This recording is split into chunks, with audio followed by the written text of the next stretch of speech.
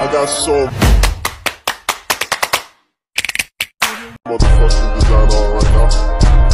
Bring it down, bring it down, bring it down, bring it down, all gas, all down. Selamat siang Ibu. Siang Mbak. Benar ini dengan Ibu Fitri ya? Nggih. Usia 26 tahun. Nggih. Ini alamatnya benar di Desa Pikatan RT 1 RW 2 ya Bu? Oke. Ya, jadi saya perkenalkan, saya Rinta dari Universitas Aisyah Yogyakarta. Saya yang sedang magang bidan di Puskesmas Darmarini. Benar ya, Ibu kemarin ada pemeriksaan di Puskesmas Darmarini? Nggih, ente. Ya, ya. jadi Bu, setelah dihitungkan untuk pemenuhan gizi, saya menindaklanjuti dari pemeriksaan kemarin. Saya akan melakukan penyuluhan mengenai gizi seimbang ibu hamil di trimester 2. Apakah Ibu bersedia untuk penyuluhan ini, Bu? Nggih, Bu. Ya, jadi nanti untuk penyuluhannya kurang lebih waktunya 10 menit. Apakah Ibu bersedia?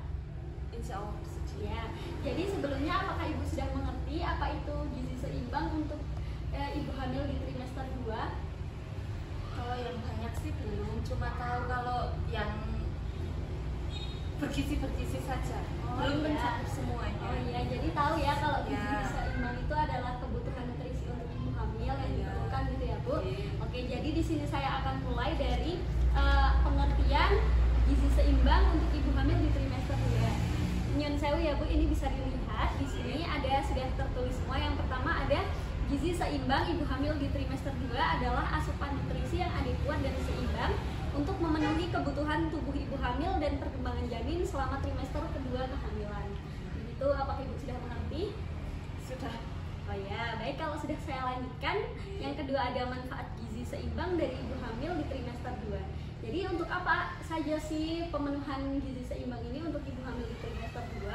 Jadi yang pertama itu untuk mendukung pertumbuhan dan perkembangan janin. Yang kedua untuk mengurangi resiko komplikasi kehamilan. Apa sih komplikasi kehamilan itu? Seperti anemia, kemudian darah tinggi, kalau di dalam kebidanan itu bisa disebut hipertensi. Kemudian ada untuk memperkuat sistem kekebalan tubuh, jadi tidak gampang terkena sakit gitu Bu. Kemudian yang selanjutnya itu untuk meningkatkan kesehatan ibu dan janin itu sendiri. Kemudian untuk memenuhi kebutuhan nutrisi ibu dan janin. Kemudian yang terakhir untuk mencegah kekurangan gizi pada ibu. Begitu. Dari manfaat gizi seimbang untuk ibu hamil di trimester 2 ini, apakah ada yang ingin ditanyakan? Tidak. Oke, baik. Kalau sudah mengerti, saya lanjutkan dari tanda kekurangan gizi untuk ibu hamil di trimester 2. Jadi, apa saja sih tanda kekurangan gizi? Apakah selama ini Ibu mengalami gejala tersebut yang mengacu pada kekurangan gizi? Begitu ya, Bu. Yang pertama itu ada penurunan berat badan yang abnormal. Jadi, Ibu sendiri sekarang berat badannya 57. Kalau tiba-tiba Ibu mengalami penurunan berat badan sampai 54, itu bisa jadi indikasi adanya tanda kekurangan gizi. Kemudian yang kedua ada kelelahan dan kelemahan yang berlebihan, Ibu mudah lelah begitu. Yang ketiga kulit kering dan kerontokan rambut yang berlebih. Kemudian selanjutnya ada sistem kekebalan tubuh yang melemah dan rentan terhadap infeksi. Jadi ibunya gampang sakit gitu. Kemudian perubahan mood dan suasana hati yang buruk. Dan anemia atau penurunan jumlah sel darah merah. Jadi kalau dicek HB-nya itu di bawah standar normal. Kemudian yang terakhir ada gangguan pertumbuhan janin. Kalau gangguan pertumbuhan janin itu sendiri bisa dideteksi ketika Ibu periksa di puskesmas itu berat badannya sudah sesuai dengan usia kehamilan atau belum gitu Bu. Apakah sudah paham? Sudah.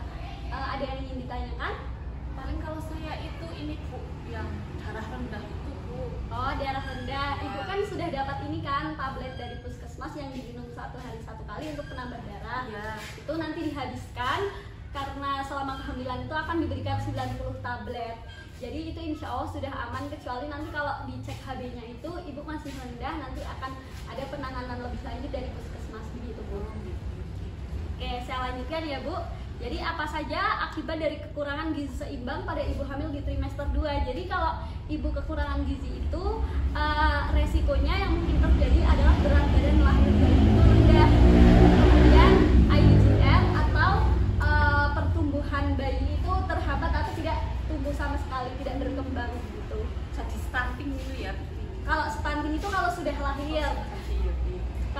sudah lahir kemudian tren pertumbuhannya mendatar atau tidak naik. Kalau IUGR itu bayinya benar-benar tidak berkembang, jadi stuck pertumbuhannya tidak naik gitu Bu.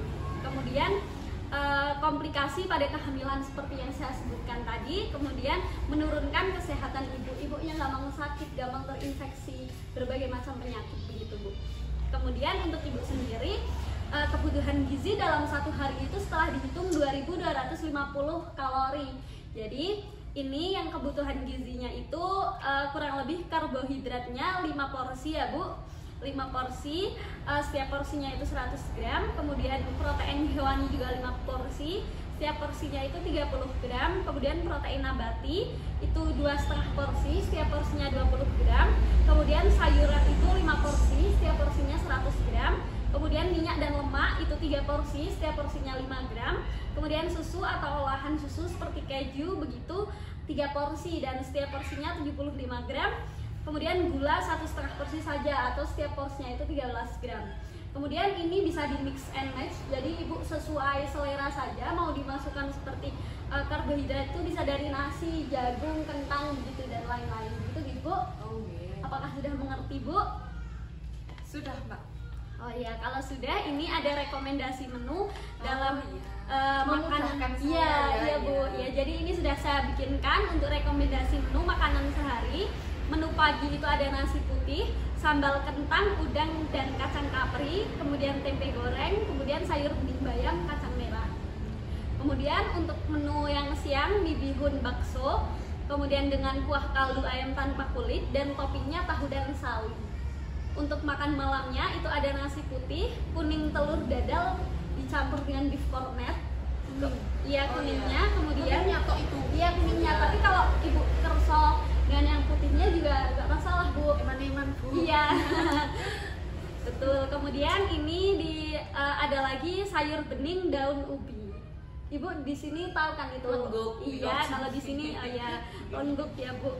Oke, jadi ini sudah mencukupi kebutuhan kalori ibu 2250 kcal, kemudian diselingi dengan snack. Snacknya itu kalau pagi jus jambu biji dengan biskuit, kalau snack siangnya jus kedondong dengan roti panggang keju, kemudian untuk snack malamnya itu yogurt non-fat dan anggur.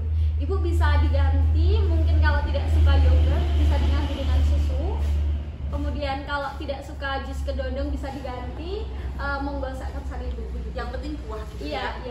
Buahnya 3 porsi seperti yang tadi sudah saya jelaskan di sini. Untuk mempermudahkan ibu, ini leafletnya bisa di astong ibu. Saya tinggal di sini, nggih. Matur nuwun ya. Jadi begitu Bu, kurang lebih penyuluhan dari saya. Apabila ada kesalahan saya mohon maaf. Terima kasih atas waktu yang telah ibu berikan, nggih. Mohon maaf saya sudah mengganggu waktu ibu. Dan matur nuwun sangat Iya, Bu. ini tambah pengalaman buat saya, tambah gizi buat saya. Iya Bu, ya. Ya. Ya pun kalau begitu saya pamit ya Bu. Terima kasih atas waktunya. Sama-sama Mbak. Selamat siang Ibu.